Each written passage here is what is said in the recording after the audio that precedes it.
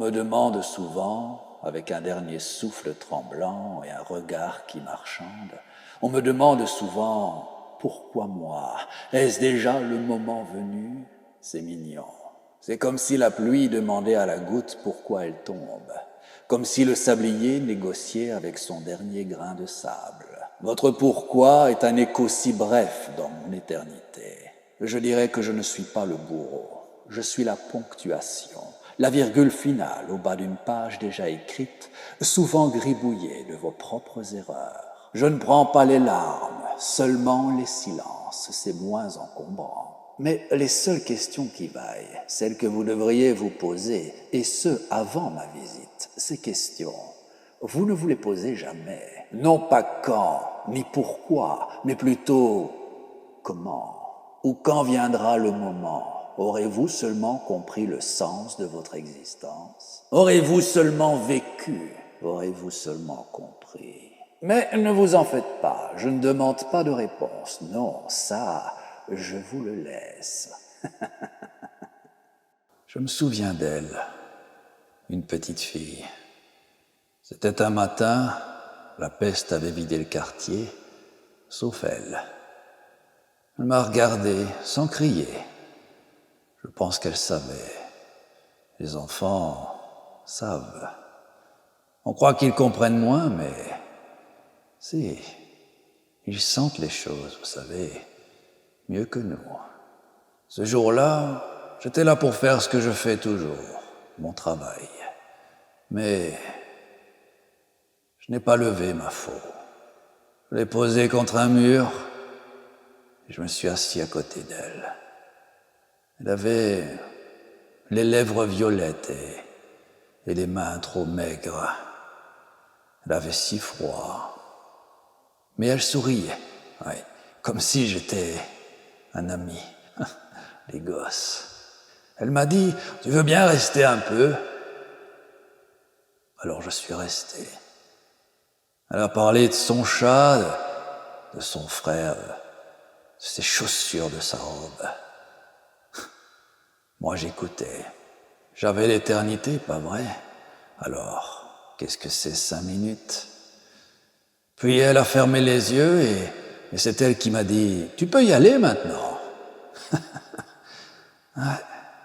Ce jour-là, je n'ai rien pris, rien du tout. J'ai juste tenu la main d'une enfant qui n'avait pas peur de moi. Est-ce que c'est une faute dans mon métier? Je ne crois pas. Bon, ce n'était pas de la pitié. Ce n'était pas de l'amour non plus, non. C'était, disons, un moment partagé. Un silence partagé, peut-être. Je ne sais pas. Ouais. Ça m'arrive d'y penser parfois. Pas souvent, mais parfois. Je ne connais même pas son prénom. Ouais. Pas toujours facile d'être la faucheuse. Enfin, voilà, je discute. C'est bon, j'en ai assez dit. Coupe la caméra. On me dit parfois « Oh, la mort, j'ai peur, tu es dur, tu es impitoyable, tu es cruel. » Ça me fait bien rire. Ouais. Vous savez ce qui est dur, ce qui est impitoyable et ce qui est cruel? C'est vous, les humains. Ouais. Vous avez l'honneur et l'avantage de pouvoir choisir. Choisir entre ce qui est bon et mauvais, ce qui est correct et ce qui ne l'est pas. Au lieu de choisir la vie, ils choisissent la mort. Oui, vous êtes dur, vous êtes impitoyable, vous êtes cruel. Ouais. Moi, je ne suis que la fin des choses. Et c'est quoi ces choses? C'est tout ce que vous avez mis en place durant votre vie. Et toutes ces choses, croyez-moi, elles sont loin d'être glorieuses. Alors, la prochaine fois que vous direz que la mort est impitoyable, pensez à vos propres vies, s'il vous plaît, ça me fera plaisir. Il était un petit cadavre, il était un petit cadavre qu'on n'avait jamais enterré, qu'on n'avait jamais enterré. Ohé, ohé, ohé, ohé, Maccabée, Un trou pour toi, moi je vais creuser. Ohé, Maccabée, dans un cimetière te déposer. Hier soir, un homme m'a demandé, y a-t-il un bon moment pour mourir? Comme s'il était envisageable de sélectionner le meilleur moment et de prendre un rendez-vous avec moi. Un rendez-vous mortel. Je lui ai répondu ceci. Eh bien, dites-moi, monsieur, pour vous, quel est le meilleur moment? Pas trop tôt, pas trop tard, juste pile entre deux responsabilités trop lourdes?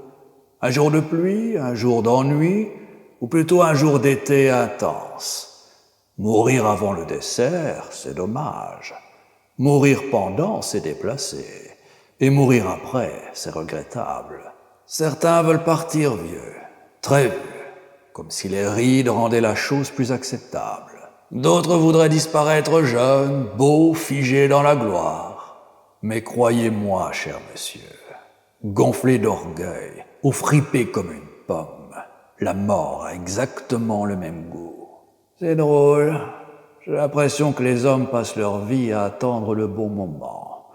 Le bon moment pour aimer, le bon moment pour dire je t'aime, le bon moment pour pardonner, pour se lancer, pour construire, pour démolir, pour chercher ou pour se résoudre à la perte. Faudra-t-il que moi, la mort, j'attende que vous soyez prêts? Non, car il n'y a pas de bon moment, il y a juste le moment. Il y a moi et toi, de sorte que le moment sera en réalité notre moment. Allez, à bientôt. On me reproche parfois d'être doublement effrayant. D'abord parce que je suis la mort, et ensuite parce que je suis moche. Mais je n'ai pas choisi mon physique, pas plus que toi tu choisiras le jour de ta mort. Ne sommes-nous pas tels que nous sommes? Inutile de vouloir s'embellir. La chirurgie esthétique n'est d'aucune utilité dans le cercueil. Comme il est, chacun s'en va. Enfin, imaginons que j'aille un autre physique, ou alors que je me déguise, je ne sais pas moi, en bisounours peut-être, ou en clown. Est-ce que je serais moins effrayant si j'étais un clown?